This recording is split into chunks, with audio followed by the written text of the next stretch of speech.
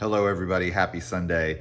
We have seen a lot of people snatching up the Ninja Zartan, so Lady Spartan and I are going to do a little review for you guys as well. We're going to do a little box opening, unboxing as it were. I've noticed several people have already reviewed it, but they haven't actually showed opening the box. So that's the first thing we're going to do. Then we're going to talk about him, look at his accessories, and compare him to the former model of him that came out in 1993. Now, one thing, if you're going to open a box on a YouTube video, you got to have a kick-ass blade. This one I'm using here for opening boxes is a Brotherhood Blades knife. They are a great company that supports law enforcement, and if you have not, you should definitely go check them out.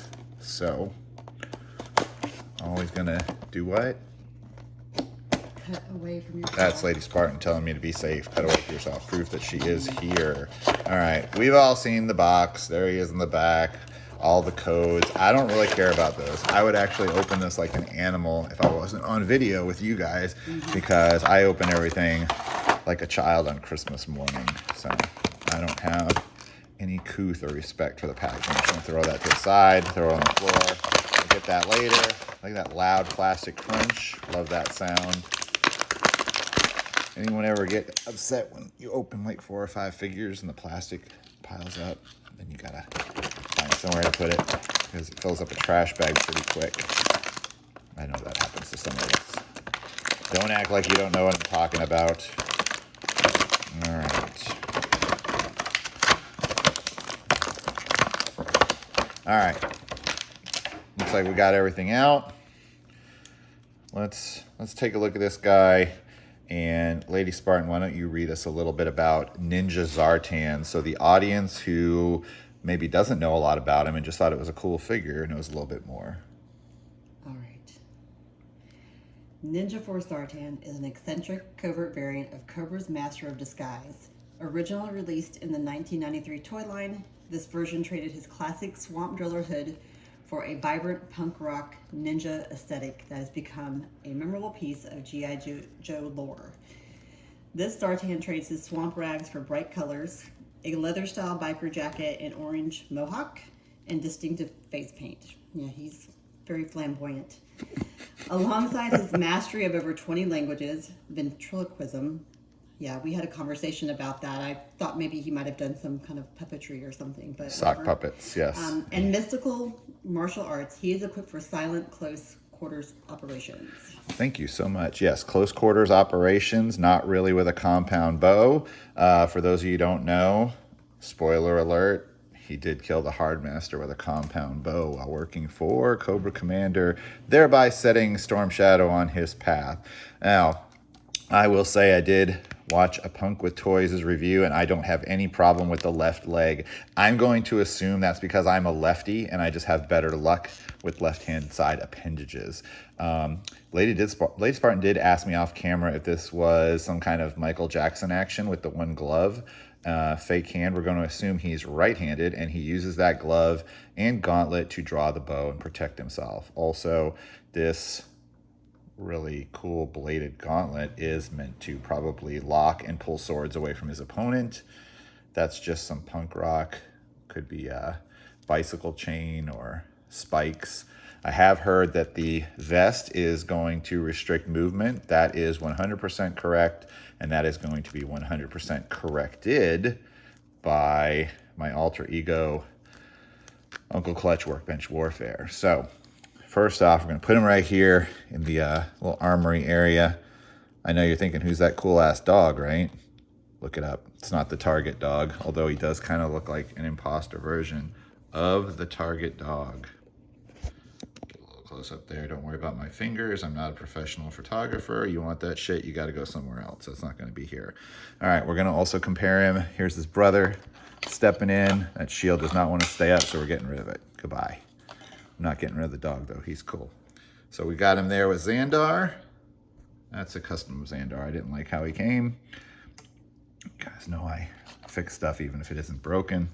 I'm going to put him in here with a little bit of a bigger frame guy.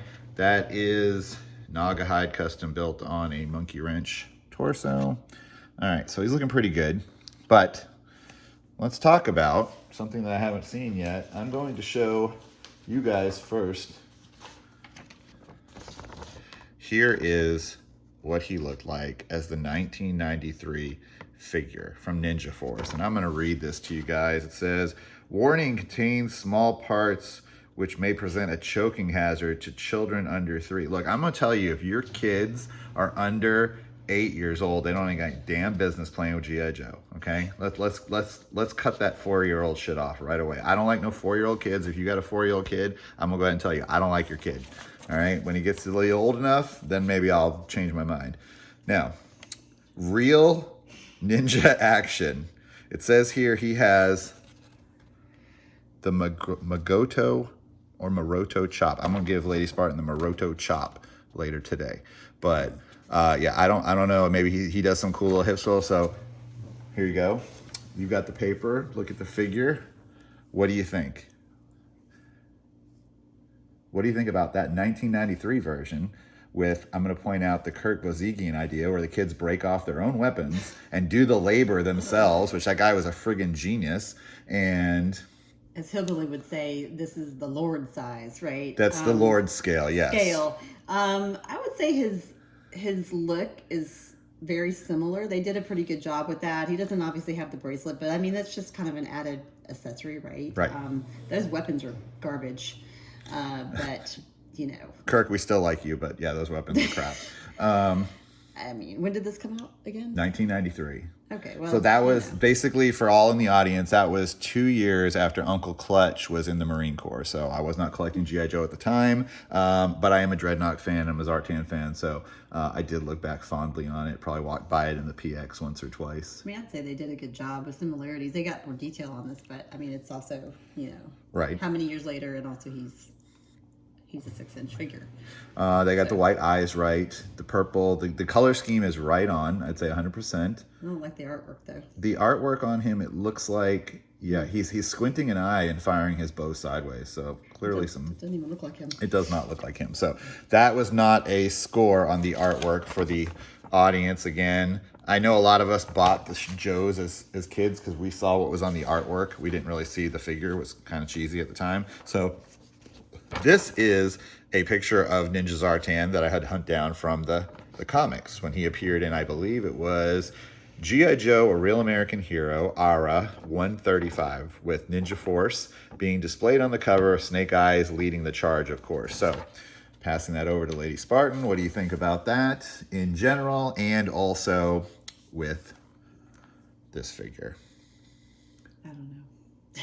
What do you notice right off the bat that seems weird? The throwing knives are somehow like attached to his pants. Yeah, I noticed that as well. It looks weird. This is just an artist rendition, right? Well, that's a comic book drawing. Yes. Comic book, so again, okay. we're used to the comic book driving. Where do they attach? Yeah. So as you can see, she's referring to those. You could like really end up causing some injury with that. You could, yeah. That's an OSHA hazard if ever there was one. So they don't have OSHA. They don't care. They don't have OSHA. Cobra does not have OSHA. They just go for it. And Mercenaries even better. I'm not sure why they went with the orange paint around the eyes. I'm not sure why he changed his makeup and changed his hair to be a ninja. I think the black would have looked badass. It's more punk. More punk rock. Anybody in the audience who wants to comment on that? Now, we're just going to run through the weapons real quick because everybody else is going to do that same thing, and I don't want to bore you. I like to be fun and interesting. Compound bow, we already talked about that.